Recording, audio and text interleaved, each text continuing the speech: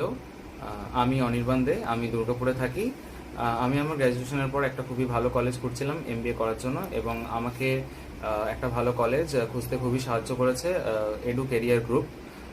আমি এখন বর্তমানে কলকাতা ইআইএলএম থেকে আমার এমবিএ কন্টিনিউ করছি, এবং আমাকে এই এমবিএ রিলেটেড সমস্ত কিছু অ্যাডমিশনের জন্য এবং আদার্স সমস্ত রকম হেল্পের জন্য আমাকে এডু কেরিয়ার গ্রুপ খুবইভাবে সাহায্য করেছে। এর জন্য আমি তাদের কাছে কৃতজ্ঞতা জানাই। হ্যালো, আমি কিংসু দাসগুপ্তা। আমি দুর্গাপুরে থাকি। আমি এখন ইআইএলএম কলকাতা থেকে এমবিএ করছি। আমার এই ভর্তির জন্য এডু কেরিয়ার গ্রুপকে অসংখ্য ধন্যবাদ জানাই। হ্যালো, আমি একজন আইএমএ স্টুডেন্ট।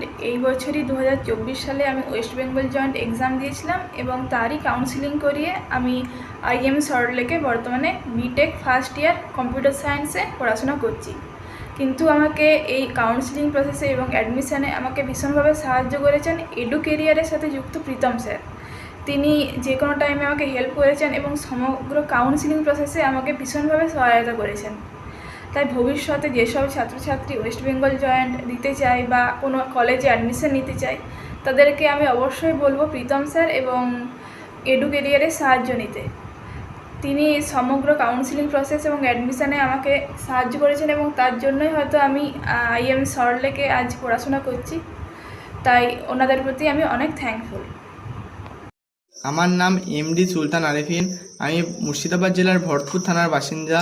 আমি বিএসসি ইন রেডিওলজি কোর্সে NSHM কলেজে অ্যাডমিশন নিয়েছি।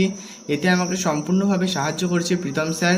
এছাড়াও আমার স্কলারশিপ ও স্টুডেন্ট ক্রেডিট কার্ডের সাহায্য করেছেন প্রীতম স্যার।